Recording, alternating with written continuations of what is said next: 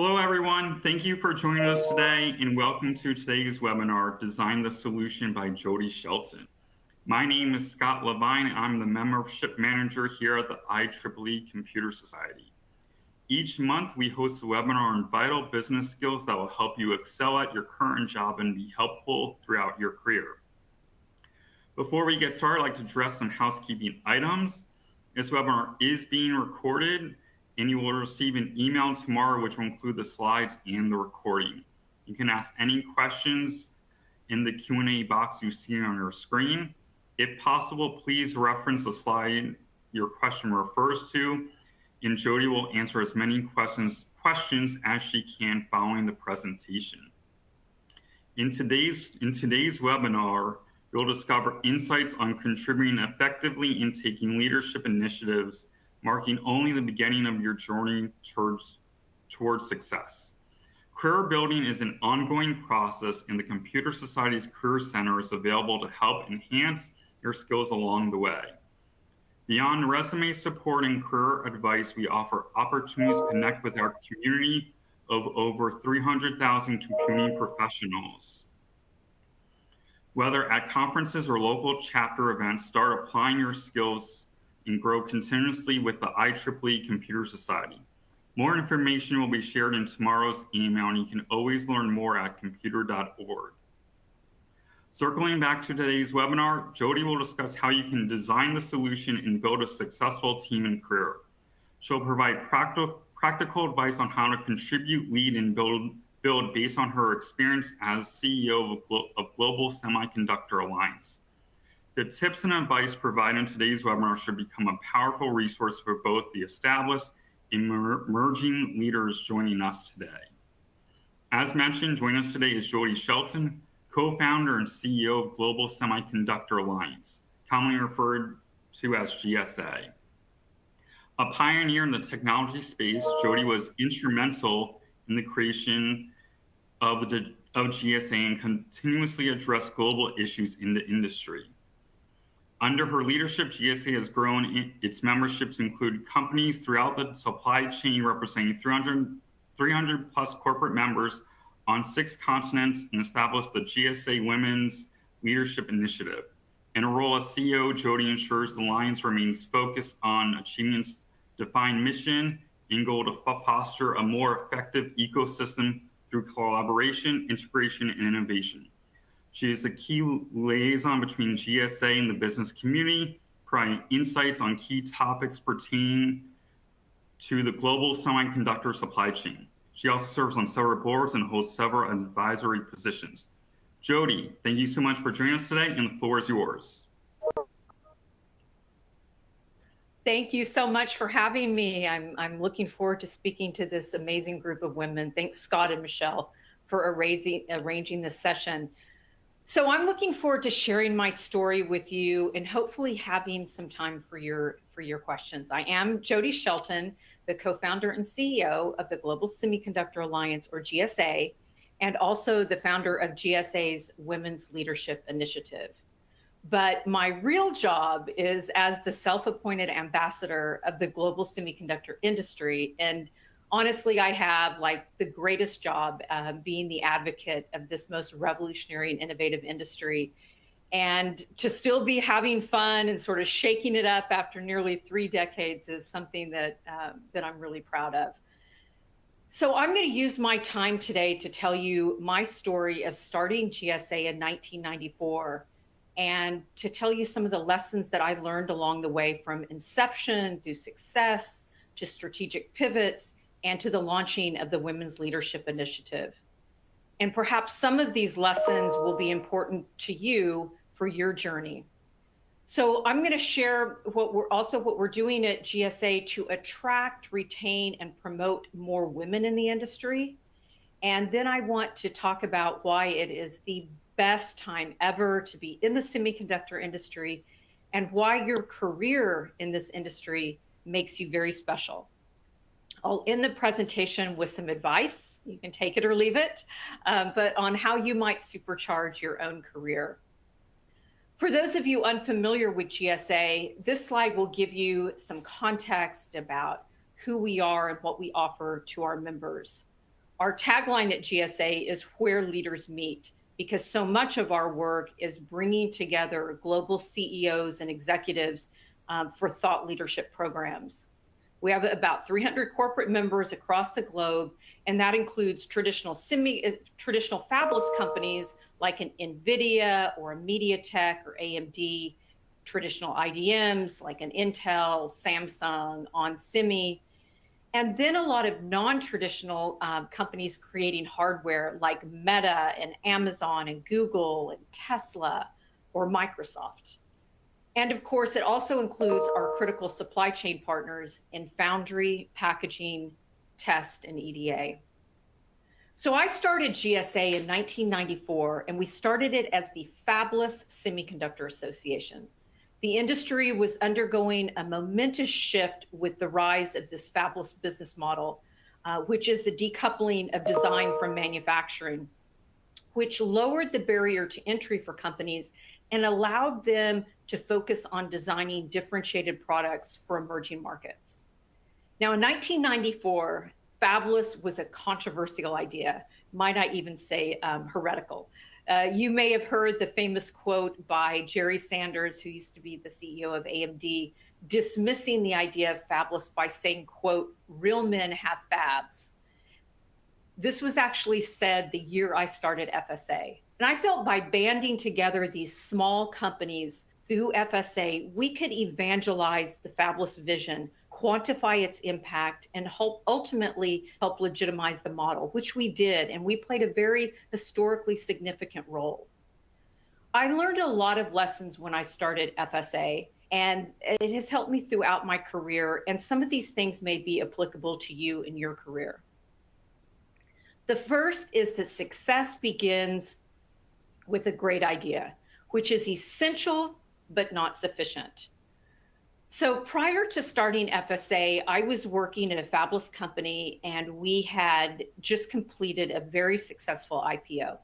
So we'd been out on the roadshow, and at every meeting with analysts and investors, we were asked, when are you going to have your own manufacturing? But this particular company, as well as probably a dozen other small public fabless companies, didn't really believe that they needed to own their own fab.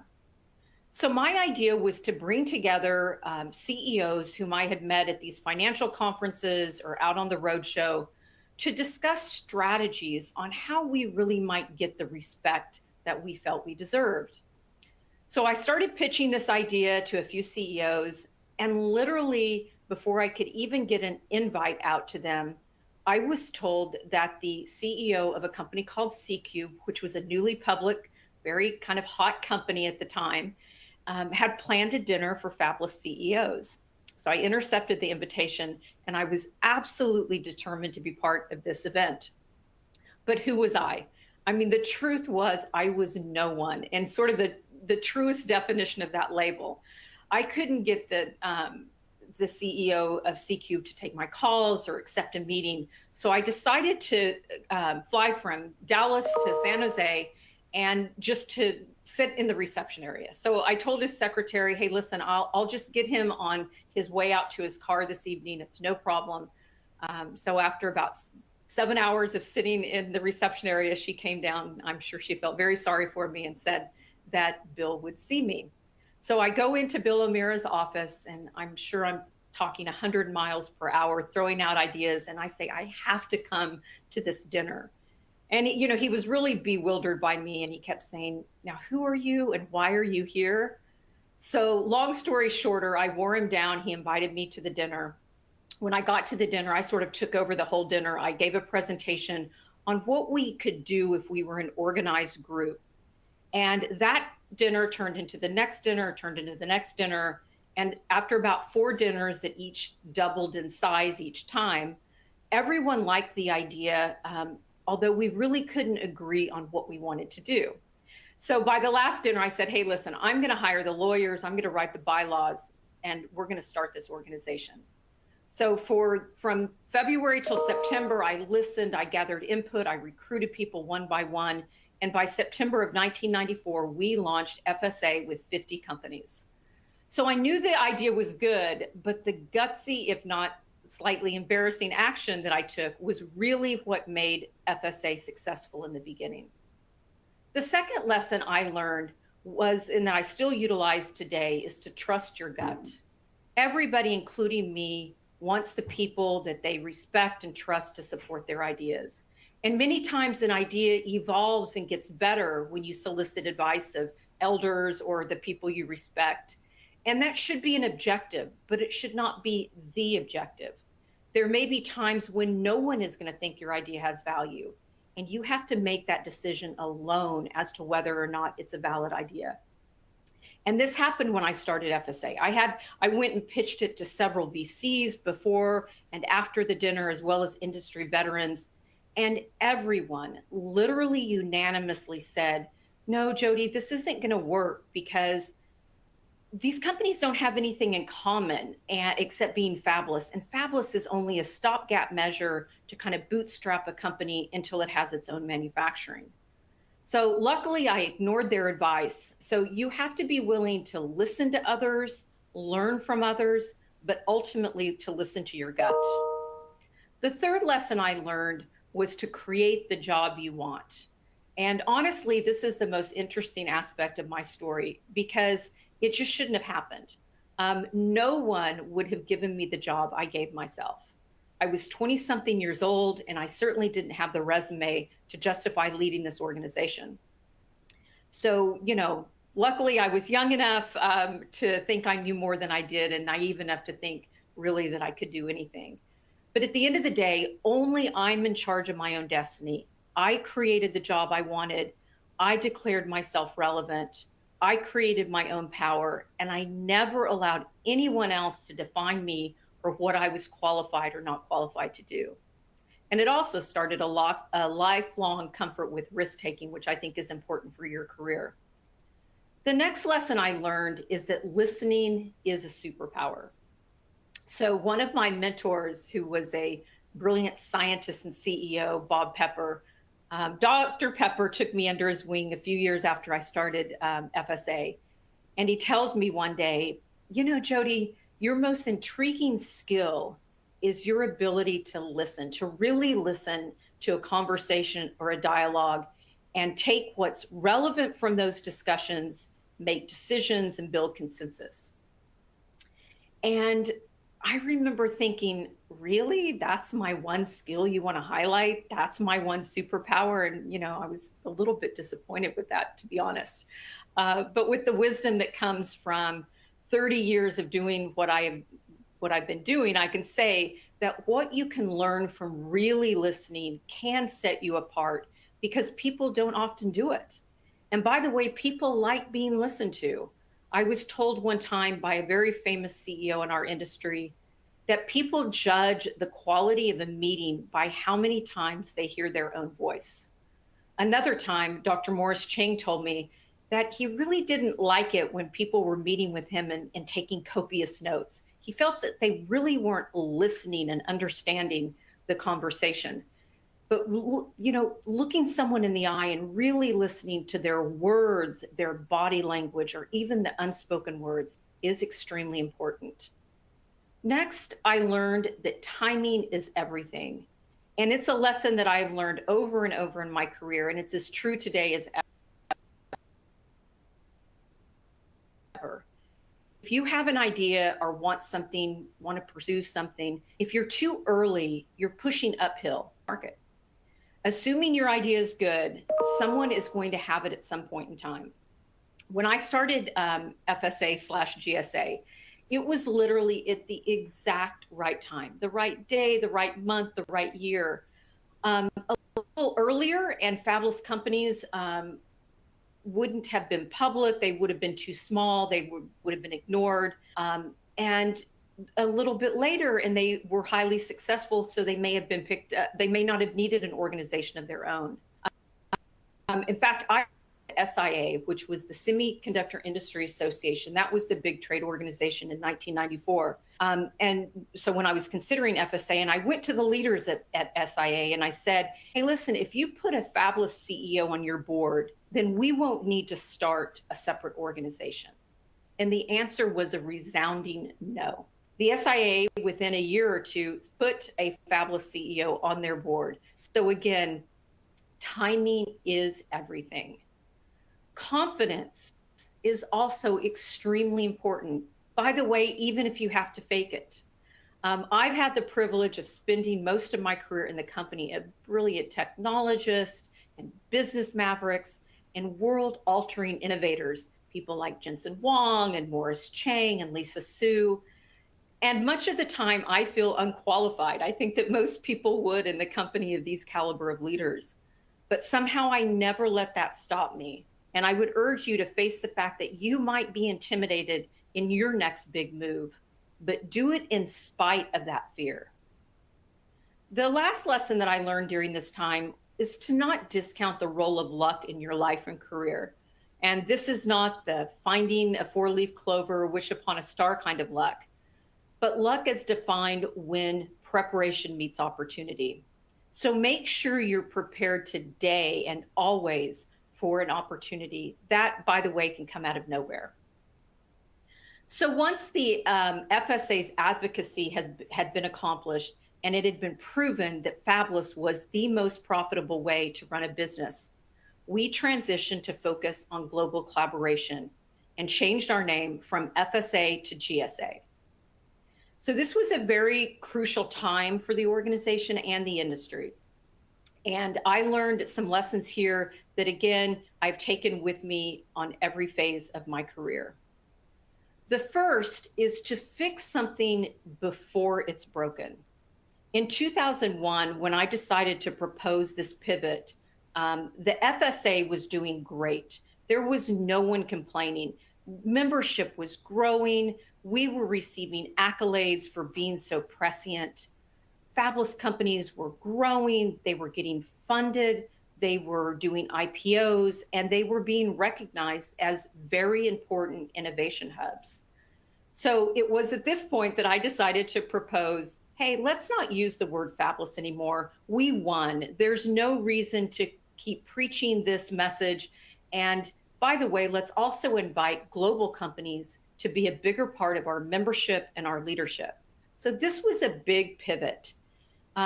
What I personally felt was that within 3 to 5 years, the organization could become irrelevant if we were still focused on the same messages to the same audiences.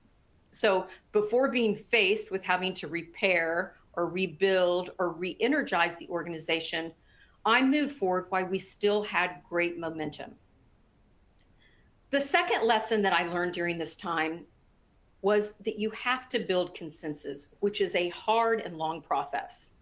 So to be perfectly honest, my board was not jumping at the opportunity of inviting global competitors to be part of this platform that we had created. So it would give these global companies, more investors and more supply chain partners. So I really had to ease their concerns. So I had to do this one by one and build consensus. And when you have time to really explain why you want to make these changes, what the vision is, then there's less debate. And the debate that does happen, you can have advocates on your side. And again, I learned also that timing is everything. So after I had built individual consensus and I took it to the full board on a vote, I remember so precisely the timing because I had just given birth to my second child, Hudson.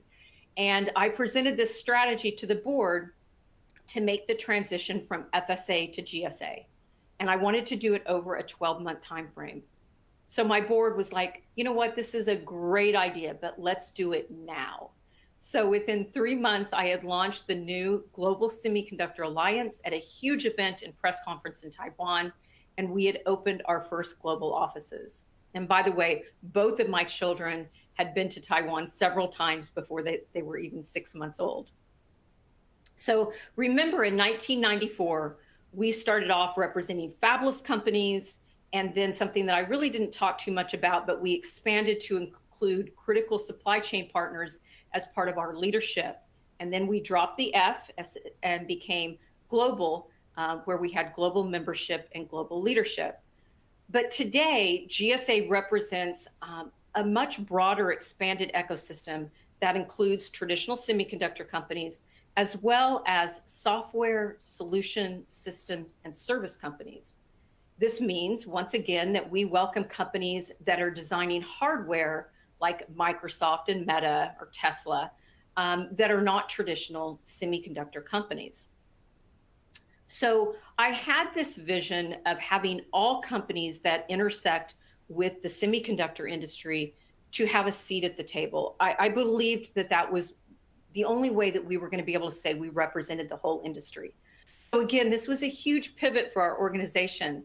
And what I learned from this chapter in our history is that you really have to anticipate trends and not just respond to them. You can't base your corporate strategy or even your personal strategy on what's going on now. You really have to have your ear to the ground. You have to be listening and learning and tracking and responding. And what I saw at this point in time was that companies like Meta and Microsoft were building these hardware teams. And I knew that that was going to ultimately have an impact on supply chain, on talent, and on the direction of our industry. The second lesson that I took away from this time was don't ask for permission. And by the way, not that I really had to learn that lesson, but I knew that moving towards a broader ecosystem was the right decision, even before my board had approved it. And it took a while to build that consensus. But I knew it was what was best for GSA and our members. So what I did was I went off and started recruiting these non-semiconductor companies, again, like Meta and Microsoft, before I got anyone to agree with this idea. So I knew it was the right strategy, so much that I was willing to ask my board for forgiveness if they didn't agree than to ask permission to begin with. So the last piece of history that I want to share with you and the lessons that I learned from that time was the launch of the Women's Leadership Initiative at the GSA almost 5 years ago. So as you know from my earlier comments, I've been in this industry for a long time. So a few years ago, actually, sorry, in 2018 or 19, I was hosting a GSA board VIP dinner, something I do a couple of times a year. And this gentleman walks in and he notices that there are no other women at this dinner. And he made a comment about it. And what I realized is that I had become accustomed to being, if not one of a few women, then the only woman in the room. And I had sort of accepted that. So I had an epiphany that evening, and in very short order, I sought to change that accepted norm. So the first step was we created an award that would recognize impactful women. This award called the Rising Woman of Influence Award that we presented at our prestigious annual awards dinner. This idea was to create a platform as a first step. So we opened up nominations and we received a ton of them. And I have to tell you, they were amazing. You would be blown away. And what we discovered was sadly shocking. I had no idea who any of these women were. And yet their achievements were critical to the industry. And not only didn't I know them, but they didn't know each other. So the women in this industry are profoundly talented. And we needed this kind of platform to spotlight this talent. And I've learned so much through WLI. I built incredible relationships, which honestly is one of the things that I'm most proud about in my career. I learned the lesson that you have to acknowledge and correct your mistakes. So, honestly, I'll be forever regretful that I didn't pay more attention or care that I was the only woman in leadership often at these meetings and these get-togethers. And I regret that I became accustomed to that. But once it really did hit me, I did something about it. So I knew I could only spend a little bit of time regretting the mistake, and the bulk of the time had to be to correct that mistake. And again, a lesson that I learned is timing is everything. So again, although I feel terrible that I didn't start this initiative earlier because, I was blinded to it, but the minute that my eyes were open, I started it. But the truth is, the year that we started the WLI was when the world pivoted. It was around the time of the Me Too movement. And we didn't really have to convince anybody that this was the right thing to do. We didn't have to beg for money. We didn't have to beg for CEOs to make commitments to support this. They were sort of lining up to do this. So although personally I wish that we would have started earlier, the timing was really quite ideal. So those are a few of the lessons that I've learned over the 30 years, and surely more than that, but those are a few that I wanted to share with you. And I hope you take something away from these lessons that can be applicable to your journey. I'm going to switch gears now and talk a little bit about the criticality of the semiconductor industry and the growing acknowledgement of the role that we play. So for years, the semiconductor industry quietly underpinned the growth of a range of technologies that made life easier and more productive, improving the lives of people around the globe. Not so quietly, semiconductors lamented how few appreciated their foundational technology with the staggering R&D costs and the increasing complexity of chips and systems and supporting software. But now the world is paying attention. So on Wall Street and in boardrooms and in capitals across the world, people now recognize that semiconductors are driving the $105 trillion global economy. So what does this mean for you? So I believe what it means as this is the greatest time ever to be in the semiconductor industry. This understanding of the value we create in the widespread recognition of our crucial role has been important.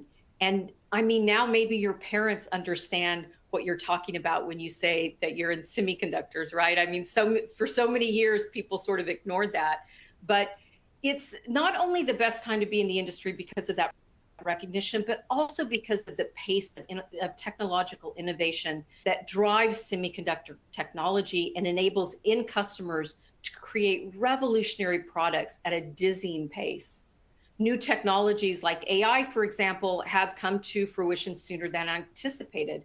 I mean, we have been talking about AI for years and years. 1 year time frame, AI has begun to transform business and even contribute to our individual lives. As the self-appointed ambassador of the semiconductor industry, I want to congratulate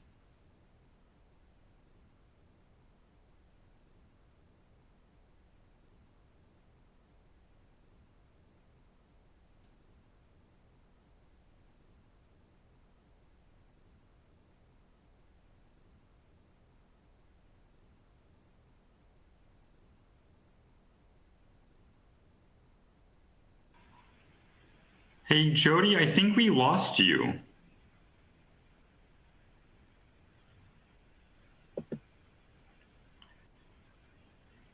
I'm sorry about that, everyone. I think we lost Jody. Let's give her a minute or so and see if she can reconnect. Just bear with us for 1 minute. I'm sorry about that, everyone. Okay, I'm not sure where I left. I'm so sorry. I looked up and didn't see myself. So anyway, I'm going to go back just a moment. And if it's repeating, I'm sorry. So as a talented engineer, you are both wanted and needed by the semiconductor industry. We want creative people. We want big thinkers. We want team players. We want people who are not easily intimidated. And we want people to use their voices to make their team more productive, their environment more conducive, and their work more inclusive, and the world better. You are also needed by our industry. Society faces daunting challenges. We also need to ensure that alongside this technology velocity, we're creating human-centric technology. You have the capability to make real and measurable impact on society. So many of the biggest challenges we face, whether it's climate change or endemic poverty, food shortages, or lack of medical care in many communities.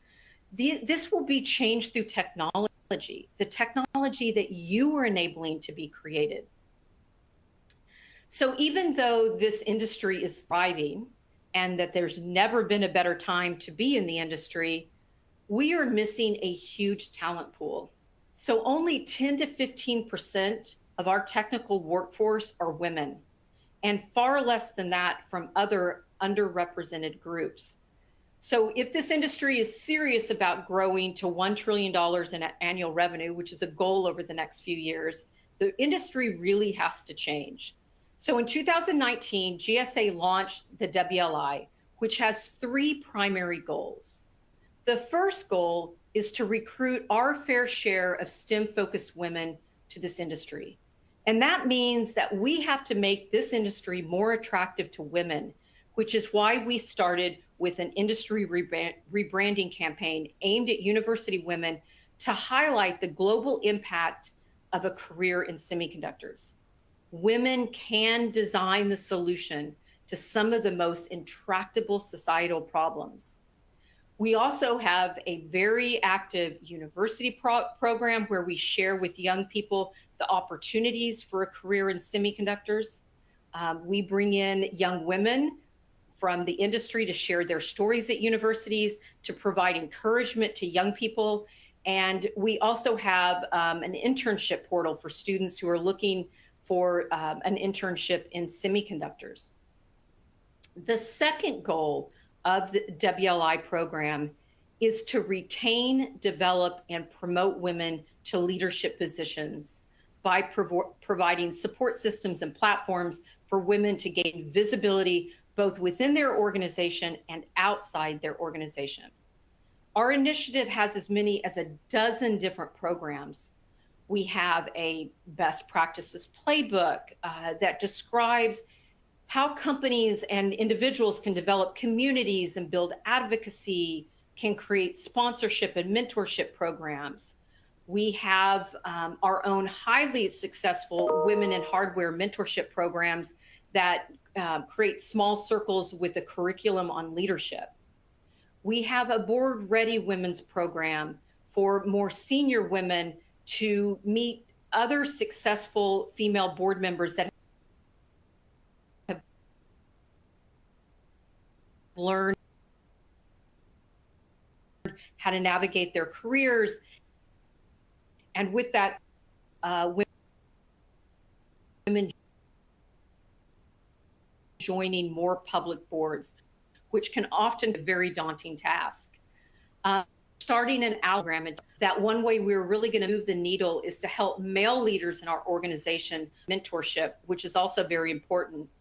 But we need to make sure that men are speaking up for their talented female counterparts when they're not in the room. And by the way, there are many men out there that are doing this often and well, and we want to make sure that they're getting credit for that. And there are many men who want to be doing this if they really understood exactly what they need to be doing. So we're going to help define that program. Lastly, I will mention that we have our Women in Semiconductor Hardware event called WISH. That was hosted last year in October with over 500 women, and last year I got to have a fireside chat with Dr. Lisa Su. We haven't, but this will be in October in Silicon Valley, and we'll make sure that you're aware of this event. So how can you personally supercharge your career and be part or build a successful team or lead the next generation? I'm going to share a few observations that I have seen successful women utilize. The first is to listen and learn. And I can guarantee that your career will be more exciting and fulfilling if you really understand the depth of your individual contribution and what that might mean for the world. And to really understand the industry that you play in, you need to understand customers and their customers and the end product that you're enabling. You need to understand the markets and the trends and why your contribution is critical to winning a particular market. Being part of events like this, where you can learn maybe a little bit about the history of the industry or trends that will have an impact on your future. So join industry events, read periodicals, be out there listening to your peers and your leaders, and participate in webinars. Next, understand your worth and use this currency to make your environment better and to perform your job more effectively.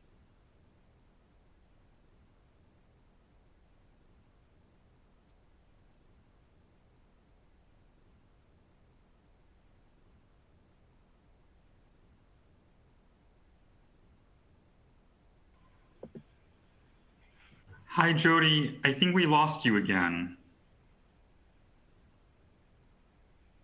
I think that I knew when I went off that time, so sorry about that. So make sure that you're helping others around you, and we're here to help each other and to help those around us rise. Make sure your company appreciates your loyalty. If you decide to stay with your company for the next 10 years, make sure you are valued at what you would be if you left your company, because your company does want you to stay. I can tell you that the greatest companies in Silicon Valley are those that have high retention and have a consistent long-term team. Next, you are in charge of your own image, reputation, and career, and it matters. Know your brand, shape it, and share it. As you shape and share this brand, make sure that it's authentic. Never try to be anything that you're not. I mean, don't get me wrong. We should always be striving to be a better version of that. And ultimately, if you're pretending to be something that you're not, it's quite an exhausting path. So seek out platforms both internally and externally whereby you can demonstrate your skill set, your technical prowess, and again, where you can share your brand. Volunteer to speak at your alma mater to tell them about what it's like to be in the semiconductor industry, a day in the life of a semiconductor engineer. Offer to encourage engineering students to stay the course. Be involved in civic and cultural engagements. And by the way, if you're not a public speaker and you don't really feel comfortable presenting to your team or to your boss or management, make this one of your goals. Learn how to do it. Practice makes progress. Next, you need to be building meaningful, fulfilling, and useful relationships. And I am confident that relationships forged through shaking hands, looking someone in the eye, sharing a cup of tea or a glass of wine can never be replaced with this virtual platform. This virtual platform is important, and it should be an accentuation to our offerings, but not a replacement. Another idea that I have to admit I stole from a friend, or I guess borrowed from a friend, is to build your own personal board of directors.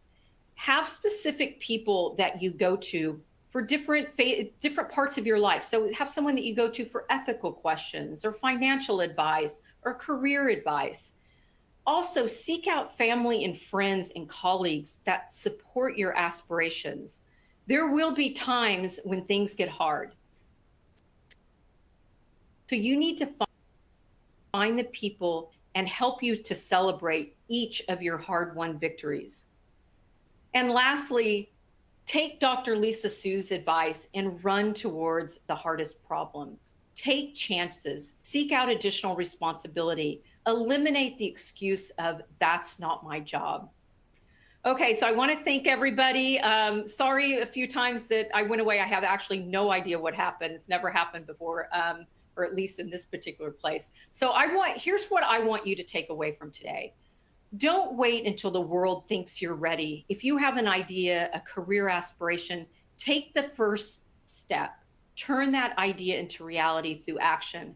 Lisa Sue tells the story that she went to her boss at IBM and said that she wanted a promotion, this promotion that was open. And he said to her, Lisa, you're not ready yet, and I don't want to set you up for failure. So don't let that paternalistic helpful advice dissuade you from your dreams. Lisa Sue didn't. She gave herself a promotion by leaving the company and becoming the CEO of AMD. You are in one of the most revolutionary and critical industries in the world, and what you do matters, designing the solution to the world's problems. Be proud of that.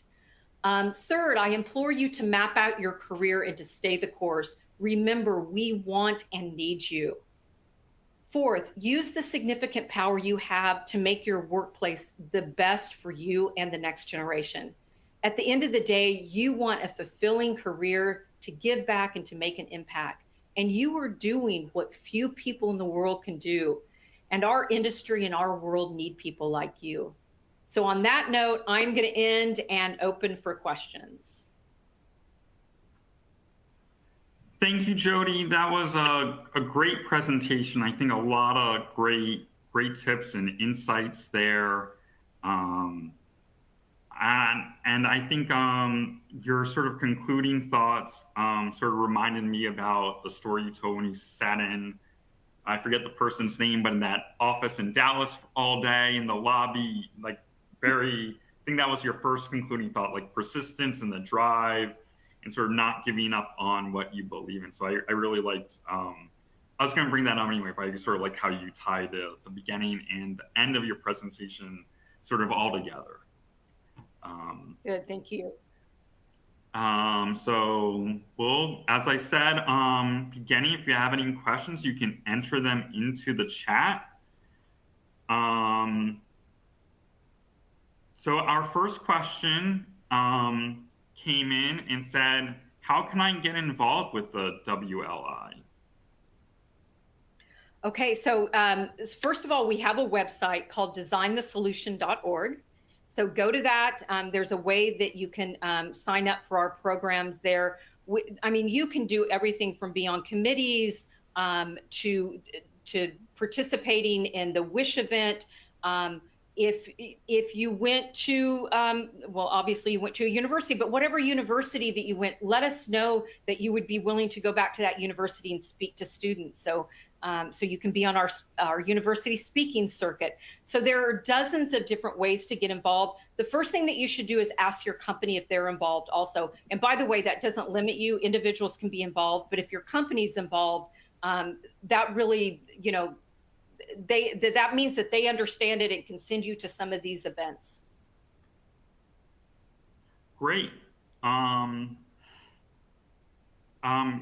Ryu, hopefully I'm pronouncing that right, said, thank you so much. This is extremely helpful. What is the link for the internship application?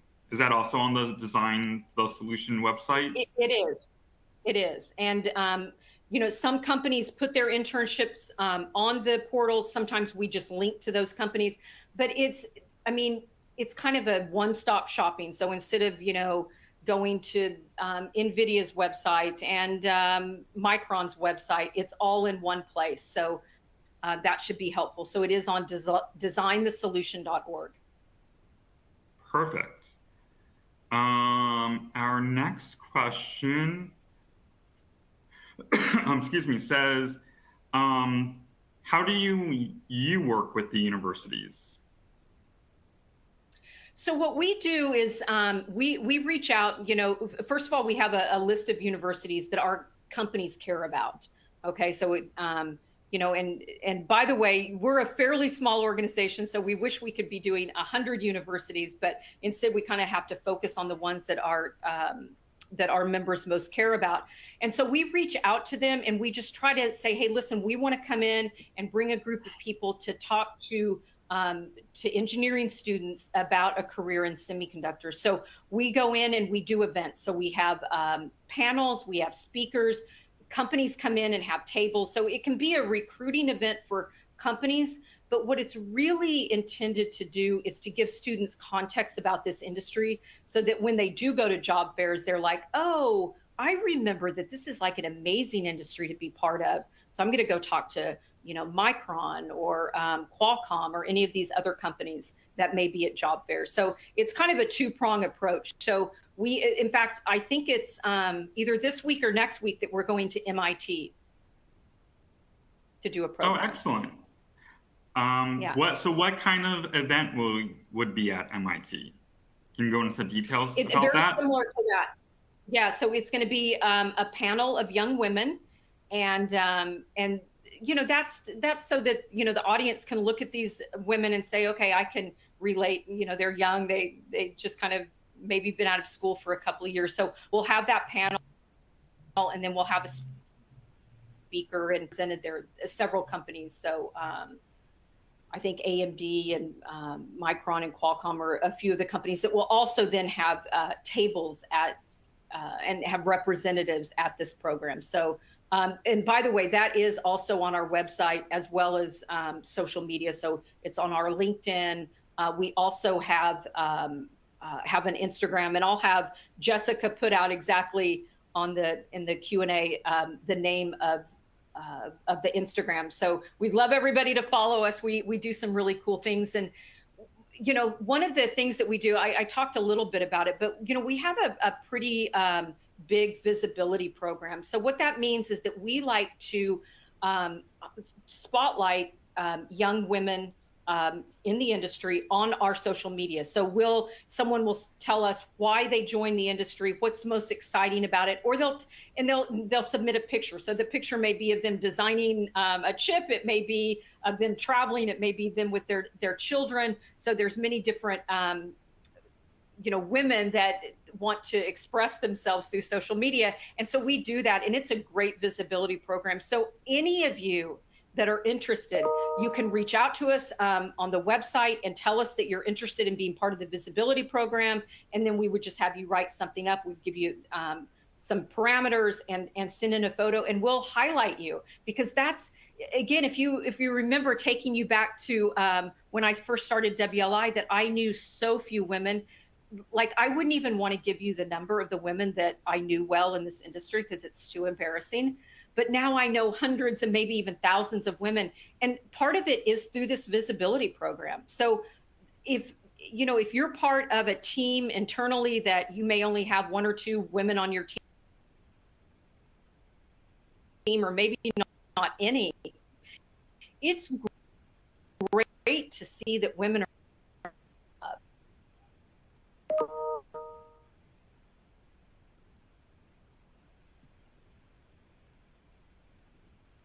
Jody, I think you got a bit frozen again.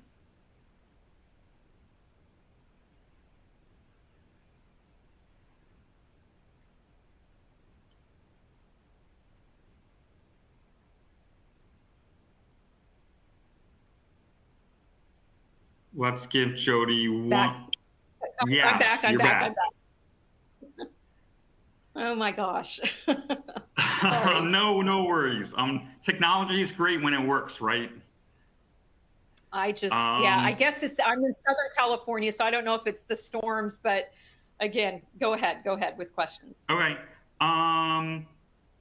So we got another question about getting speaking opportunities, building your speaking skills. We as the Computer Society can answer this as well, but Jody, why don't you start, and then I'll chip in with what the Computer Society can offer. How does that work? Okay. That's great. And again, I think that, organizations like yours that can help women do that, I think it's great. But, also push your company. Tell your boss that you want to do this, and tell them that you really want them to support you, whether it's a paid program or whether it's through this organization. But, you wield your power, because you really do have it. And then secondly, once you get comfortable with your speaking abilities and so forth, be part of our Speakers Bureau. So again, on our website, we have a Speakers Bureau where, if you're an expert on RF design or whatever you may be an expert on, you'll put that. And so when people are looking for speakers, they know where to go. So that's what we hope this Speakers Bureau will ultimately be. And again, you can start out small. You can start out by speaking at your university. Again, I think an event that we did in Taiwan a year ago, the panel, every single one of the panelists, it was their first time speaking in public. And you would have never known that. They were so awesome. And it's a great place to start because, again, we want to see people be authentic and really tell their message. So that's the most important part of being on those. That's great. And then what the Computer Society offers, this is a monthly webinar series we do, and we've done quite a few webinars on like polishing your public speaking and presentation skills. We have a great speaker, Roger Granis. He worked with Gartner and really helped their sales team explode their sales while he was there. And he talks about conversation skills. Jody, what you talked about, he talked about listening and being able to read the room, and so you can talk the same way they are. So if they have a very, if they're like a boss or a CEO, sometimes they want like sort of a more bulleted point list and like to be straight and direct and to the point. Or if they want, like, if they're more of a detailed person, to sort of learn how to do that so you can provide the detail. So it's sometimes also presentation skills you'll learn through these webinars are sort of not only just getting more confident in yourself, but also being able to know who you're presenting to and reading their body language and knowing them a little bit. And you can find all those on computer.org, and in the email that goes out tomorrow, we'll make sure we provide a link to those so you can find them. The next question, tips on best ways to network, and especially now since a lot of networking is sometimes more virtual networking. Okay. So, again, I think that one of the ways to start is to let your boss or your team know, see that you wouldn't have otherwise been aware of. They can let you know. So that's one thing. And then again, I think that I heard this so many times at this event that we did. We did this Board Ready event, and all these women that were just incredibly successful. They were on 3 public boards. I mean, just incredible women that were on this panel, and all of them were talking about that the most important place to have your updated information is LinkedIn. And I personally had thought that, but to hear them validate that. So LinkedIn is very, very important. Make sure that you utilize that platform. Again, although it's not looking someone in the eye and having a glass of wine, all those things that I talked about that are so important.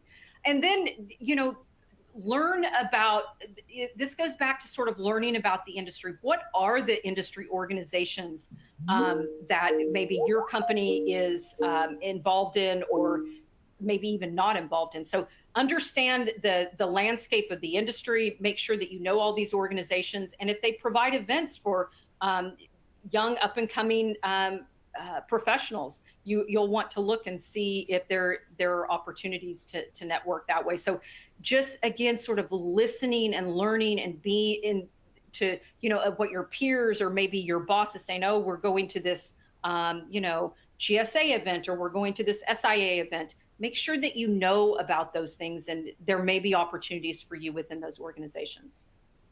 Well, I think those are great tips.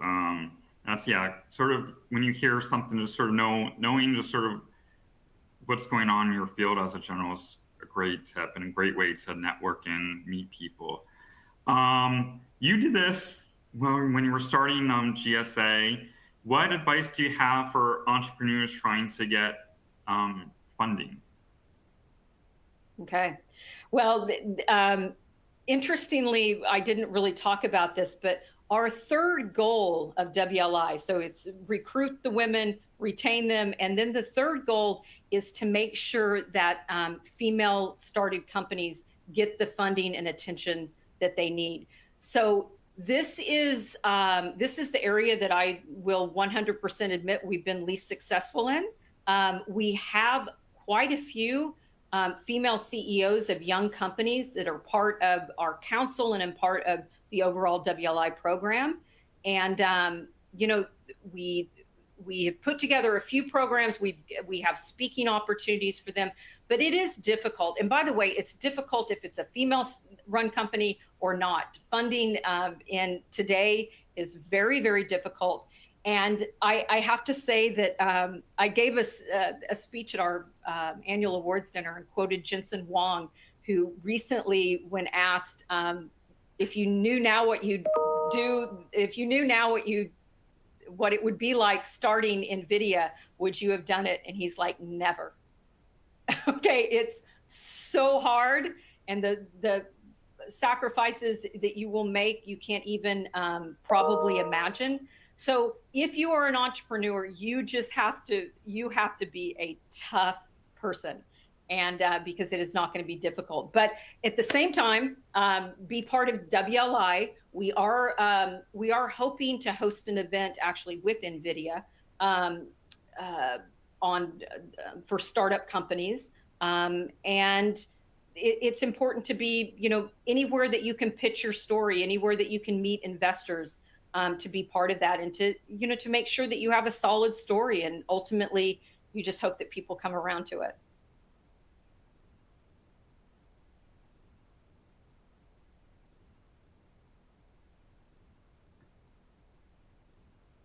Okay, I can't hear you.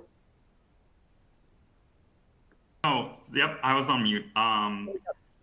Yeah, great, great tip there at the end, and I think that was all of the questions. So, Jody, I just want to thank you again. What a great presentation. A lot of great insight through your career and everything you've learned, and how to build a team and recruit more women and retain them and build them and sort of build the next generation of leaders. Just a great presentation. So thank you so much for joining us today. And thank you everyone for attending as well, and all your great questions. Real quick before, as we wrap up here, just a sort of a quick programming note. As I mentioned, we have this monthly webinar series. We also have a standards activities board series that spotlights all the great developments and innovations happening in the Computer Society standards community. So we have a couple webinars coming up. Our next webinar will be from the standards series on February 28th at 9 a.m. Which is the Introduction to IEEE 802.11bf, which will focus on wireless LAN sensing. And our next chapter from this Career Accelerator series will also have a leadership focus titled Navigating the Storm of Change, 5 Keys for Leaders to Thrive in 2024. And that will be on March 20th. A link to register for these webinars and to watch some of our on-demand webinars. And we'll also add a link to the archive to some of our public speaking topics, so you can find those as well. Will all be in the email you receive tomorrow, along with the link and the slides to this recording. Again, I want to thank Jody for taking the time to be here with us today, and everyone for attending. Thank you again, and have a great rest of your day. Thanks, guys.